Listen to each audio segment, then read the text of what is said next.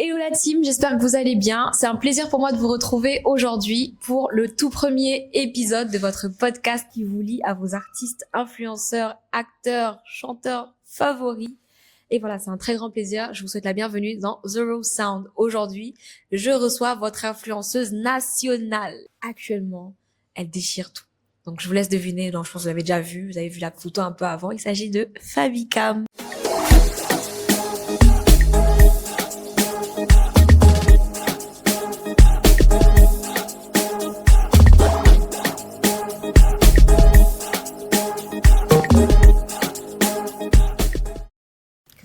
Ça va et toi? Super. C'est un plaisir pour moi de t'avoir aujourd'hui. Pareillement.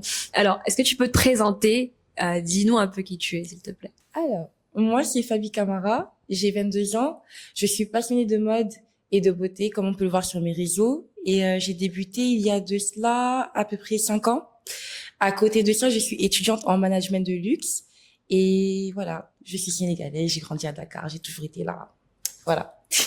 Super. Alors, Fabi, quels sont les 3 mots qui, pour toi, te définissent le mieux et pourquoi? Alors, tout d'abord, j'aurais dit créative, parce que tout ce que je fais, en fait, ça sort vraiment de ma tête. Ça vient comme ça. Je vois un objet, on me montre un vêtement, un lieu, en fait, ça vient directement dans ma tête. Ça, c'est lié au deuxième mot qui est déterminé, parce que je fais tout pour atteindre mes objectifs et que tout ce qui se passe dans ma tête, là, je le réalise en vrai. Et enfin, après ça, je sais pas si c'est bien ou mauvais, mais j'aurais dit têtu. Pourquoi? Parce que quelquefois, en fait, je me dis pas que c'est impossible de faire quelque chose. Donc voilà, j'y vais toujours à fond, je fais tout pour que ça marche et voilà. Qui t'a foncé tête baissée parfois. Ouais. Donc c'est peut-être pour ça que tu penses que c'est un défaut, parce que parfois aussi il se peut que on te dise non, faut pas y aller parce que c'est peut-être risqué, etc. Mais toi, comme t'es convaincu que forcément ça va marcher, tu fonces. Direct. Quitte à te casser la tête après. Ah oui. Ben, c'est une qualité, un peu un défaut, mais je pense que c'est plus une qualité parce que ça prouve justement que t'es déterminé. Super.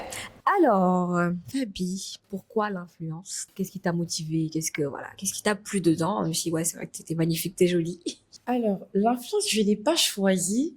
Ça t'a choisi. Voilà, ça m'a choisi. C'est venu comme ça. Parce qu'en fait, petite anecdote. Super. On va dire, de ma 6e à ma première, j'étais complexée par mon corps. Donc, je prenais pas de photos, pas de vidéos, je postais pas, je cachais mes bras, même dans la vie réelle. En été, en hiver, cours de sport, tout. Je voulais juste qu'on me laisse tranquille parce que bon, quand t'arrives au lycée, au collège. Ouais, au collège. C'est au collège. Ouais. Quand t'arrives au collège, on va dire c'est là que tu commences à être sur les réseaux, les garçons qui parlent, tu commences à te comparer indirectement, machin, donc tu trouves des mini complexes et même les gens, quelquefois, ils disent des trucs assez méchants. Donc moi, je voulais juste qu'on me laisse tranquille, donc je me cachais. Et c'est vers la fin de ma première, en fait, je sais pas ce qui s'est passé, je me suis dit, en fait, pourquoi j'en ai quelque chose à faire déjà? Et je voulais juste faire comme tout le monde, juste poster des photos et des vidéos comme tout le monde sur les réseaux. Et d'un coup, ça a pris. Et j'ai pas compris. Mais de base, je voulais juste faire comme tout le monde, être tranquille et voilà. Et c'est parti comme ça. Et c'est venu comme ça. Et ça t'a plu et t'es resté dedans. Voilà. Et du coup, c'est quelque chose qui a augmenté ta confiance en soi, en toi, je suppose. Énormément. D'ailleurs, sur les réseaux, je parle énormément de confiance en soi. Et ça m'a vraiment étonnée, surtout à mes débuts, quand je voyais qu'en fait, des gens, juste à cause d'une simple vidéo ou d'une simple photo, ils ont comme un coup de boost. Ça m'envoyait des messages, ça me demandait des conseils, ça me remerciait et je comprenais pas. Donc en fait, comme quoi, les réseaux, c'est bien plus que ce qu'on imagine. C'est pas juste que tu postes et c'est fini. Ça peut vraiment changer, entre guillemets, la vie de quelqu'un. Et est-ce que tu te verrais dans l'acting ou est-ce que tu te verrais plus aller dans le monde de l'entrepreneuriat? Alors moi, honnêtement, l'acting, ça m'a jamais intéressée. Je sais pas pourquoi. Mais on va dire, je me vois plus dans l'entrepreneuriat. Parce que j'ai toujours dit les réseaux, je veux que ce soit mon hobby, on va dire. Je veux pas vivre de ça. Je veux vraiment avoir mon propre business, Inch'Allah, ma propre marque de vêtements, on sait jamais. Donc les réseaux, je les vois vraiment comme juste une activité à côté. Mais l'entrepreneuriat, ça m'a toujours intéressée, ça a toujours été dans mes projets. Et du coup, parlant justement de ta vie d'influenceuse, est-ce que tu peux nous raconter une anecdote, quelque chose que tu as eu à vivre dans ce métier-là, dans ton corps de métier du coup, et qui a peut-être eu un tournant marquant pour toi, ou quelque chose qui a été peut-être négatif, qui t'a donné, on va dire, une leçon, dans le sens où T'en as qui voient pas forcément l'envers du décor de l'influence. Ils voient juste, je poste sur les réseaux, j'ai des vues. Mais il y a beaucoup de gens qui voient pas le back derrière. Est-ce que tu peux nous partager une anecdote qui pourrait, on va dire, nous montrer réellement ce que c'est que l'influence? Alors, à mes débuts, on va dire, enfin, à mes débuts, pour moi, c'était pas un début, c'était juste que j'étais sur les réseaux. Mais on va dire, je prenais vraiment les choses à cœur. Sur les réseaux, comme tu viens de le dire, les mauvais commentaires, etc. En fait, je pouvais pas concevoir comment une personne pouvait de son plein gré juste venir insulter. Je ne comprenais pas, en fait, comment c'est possible. Et à chaque fois, je me retrouvais à m'embrouiller avec les gens sur les réseaux, en live et tout. Et avec le temps, en fait, j'ai compris qu'il y en a certains, ils vivent de ça. Parce que tu peux pas être devant ton écran et juste voir la tête d'une personne, ça te fait mal comme ça, en fait. Donc, avec le temps, je me suis juste dit, en fait, faut pas calculer. En fait, que tu fasses quelque chose ou pas, les gens, ils vont parler dans tous les cas. Ouais. Donc, avant, j'étais pas sur les réseaux, ça parlait. Je suis sur les réseaux, ça parle. Donc, en fait, faut juste vivre pour soi-même. Faut pas penser aux gens, enfin, faut pas trop se baser sur ce que les gens peuvent penser, avoir peur, machin. Si tu veux faire quelque chose, vas-y. Si quelque chose qui te plaît, fais-le. Et puis voilà. Et est-ce que tu as déjà vécu justement une expérience négative dans ton domaine où justement tu t'es dit merde, est-ce que je vais pas arrêter? Est-ce que t'as déjà poussé à vouloir te dire merde, est-ce que je vais pas renoncer? Ou au contraire, ça t'a dit si ça vous plaît pas, je continue juste pour vous faire chier? Les mauvais commentaires, ils m'ont jamais stoppé en vrai de vrai. J'aurais plus dit, c'était la pression entre l'école et les réseaux. À un moment, je doutais fortement parce qu'en fait, j'étais plus aussi consistante. Avant, je postais chaque semaine. Et là, je faisais des pauses de 3 mois, 4 mois. Et pour reprendre, c'est très difficile parce que tu t'es habitué à, voilà, quoi. À un rythme, à une routine, ouais. Exactement. Donc, on va dire, c'est plus par rapport à l'école, c'était très compliqué. Surtout la période de bac, etc. Même là, récemment, avec le bachelor. Mais bon, je me suis dit, franchement, c'est les réseaux. Et encore une fois, je le prends comme un hobby. Je veux pas le prendre comme un travail, pas me mettre le stress de machin. Donc, j'ai un emploi du temps, certes, mais je m'organise de telle sorte à ce que je sois pas trop chamboulée et que je prenne toujours le plaisir de créer. Donc, à un moment, c'était un peu, enfin, mes parents, ils me disaient un peu qu'il fallait choisir entre les réseaux et les études. Mais du coup, tes parents t'ont pas empêché de faire les réseaux? En fait, ils l'ont appris comme ça. Voilà. Ils l'ont appris en même temps que moi, en fait. Parce que moi, pour moi, j'étais sur les réseaux. Ouais, bon. Il y a certains parents, vaut mieux les prévenir, en fait. Ouais. Mais moi, je sais pas. En fait, ils l'ont appris en même temps que moi. Pour moi, j'étais juste en mode, oui, tu postes des photos, tu postes des vidéos comme tout le monde. Mais après, quand j'ai commencé à voir des trucs de collab, j'ai fait, mais en fait, ça devient plus que ce que j'imagine. Et ils sont pas fermés, ils me disent juste de faire attention. Ouais. Ils me disent juste de faire attention. Ça, c'est franchement la bienveillance. C'est vraiment le rôle des parents, en fait, la bienveillance. Ouais. Juste de faire attention. De toute façon, ils savent comment je suis, ils savent que je vais pas faire certaines folies et tout. Mais voilà. Ils savent que c'est quelque chose qui me plaît énormément. Et voilà, ils m'encouragent comme ils peuvent. Ils ont raison. Ils ont bien raison. C'est émotif. C'est émouvant. Quand j'ai dit c'est émotif. C'est émotif. Là.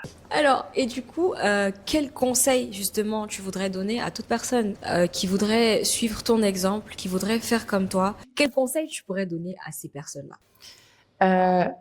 Malheureusement, ici, je trouve ça vraiment dommage qu'on ne considère pas l'influence comme un vrai métier. Si on compare ça à l'Europe, aux États-Unis, etc. Ici, on nous voit comme, excuse-moi du terme, mais des bolosses. Alors que c'est pour ça, après, quand ils se réveillent et qu'ils voient, certains, ils ont des diplômes d'un coup, d'autres, ils ont des business, ils comprennent pas. Ou d'autres qui ont une voiture. C'est ça. Après, ça commence à faire des théories, machin. Mais les réseaux, ça rapporte pas, ils savent pas. Moi, par exemple, je pense que 80% de mes collaborations, c'est même pas des collaborations d'ici. Parce que comme tu as dit, il y en a aussi qui pensent pas que je Elle est internationale, la meuf. Il y en a qui savent pas que je suis là. Mais, en réalité, c'est pas réellement ça. C'est juste que les marques extérieures, elles comprennent la valeur de mon travail. Ici, c'est du wahale. Ouais. C'est du passer par ton ami pour essayer de. Exactement. Donc, ça veut dire, voilà. Donc, quelquefois, je laisse passer, mais quelquefois, je suis ferme. Et les seules personnes qui respectent mes conditions et tout, c'est vraiment les marques étrangères. Ouais. Donc, c'est pour ça, je dis, c'est vraiment dommage qu'on nous prenne pas au sérieux, alors que pourtant, on a de très bons profils ici. Ouais. Mais ici, très bon. Il faut des scandales. Il faut des mariages avec des tels. Bon, ça, c'est dommage. Faut des cas. Et c'est pour ça, maintenant, il y a les gens, on dirait, ils font que ça. Ils font esprit de s'inventer des... Et je pense que c'est à cause de ça que la plupart des gens qui qui connaissent rien de l'influence se disent qu'en fait, l'influence n'est pas un métier. Puisqu'à chaque fois qu'on découvre que la personne est influenceuse, la personne était d'abord dans un cas. Et après, elle est devenue influenceuse. Tu vois, un peu le truc. C'est ça. Ouais, c'est ça.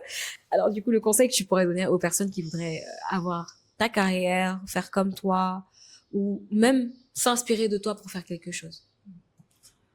Beaucoup de patience. Et Ouais. beaucoup de contrôle sur soi-même. C'est pas du jour au lendemain que tu as 1 million d'abonnés. C'est pas du jour au lendemain que tu vas travailler avec Orange ou je sais quelle marque. Faut juste travailler sur soi.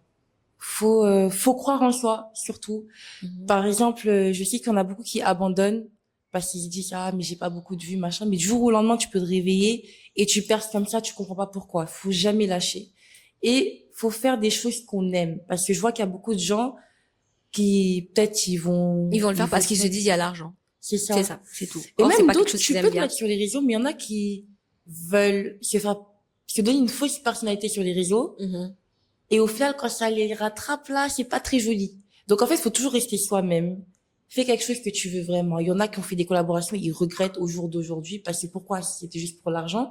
Donc fais des choses qui vont avec tes valeurs. Sois toi-même. Ne t'invente pas un genre. Crois en Dieu parce que si Dieu il te fait attendre, c'est pour une bonne raison. Et patience, patience, patience. Amen. Patience. Alors, est-ce que tu as un mot pour la fin? L'épisode, il touche à sa fin. Donc, je voudrais te laisser la parole, dire un mot. Alors tout d'abord, merci Rosita. Je t'en Cette prie. interview. C'est ma première interview d'ailleurs parce que j'ai toujours eu peur de ça, les micros là, les trucs improvisés parce que je bug facilement. Elle m'a fait confiance. Mais t'as pas Mais bugué? Non, Ben voilà. très chill, très, tu vois. C'est pour ça que je t'ai dit, je pensais qu'on devait parler de manière diplomatique, C'est très diplomatique. sérieux, machin et tout. Donc j'ai fait attends. C'est assez chill. Mais franchement très chill, j'ai même pas vu le temps passer. C'était vraiment une conversation entre girls. Donc j'ai beaucoup aimé. Tu mets vraiment à l'aise les gens. Merci. C'est la première fois qu'on se voit. Hein. Ouais. C'est J'avoue, dingue. j'avoue, je tiens à le préciser, mais bon, en vrai, ben, écoute, c'est avec plaisir. L'objectif, quand je mets quelqu'un à l'aise, c'est justement pour que la personne puisse être elle-même. Parce que quand t'es pas à l'aise, t'es pas toi-même. Et là, t'as montré la vraie Fabie. Et c'est d'ailleurs la même Fabie qu'on voit sur les réseaux, et c'est celle qu'on adore. Voilà. Donc, c'était avec plaisir, en tout cas. Et donc, je vous souhaite donc de passer un bon dimanche, puisque là, vous allez le regarder peut-être le samedi soir, dimanche, un bon week-end, voilà. Et voilà, c'était votre premier épisode de The Rose Sound, et j'étais avec Fabie. Je dis, Vas-y. zero sound. Yes, The Rose Sound.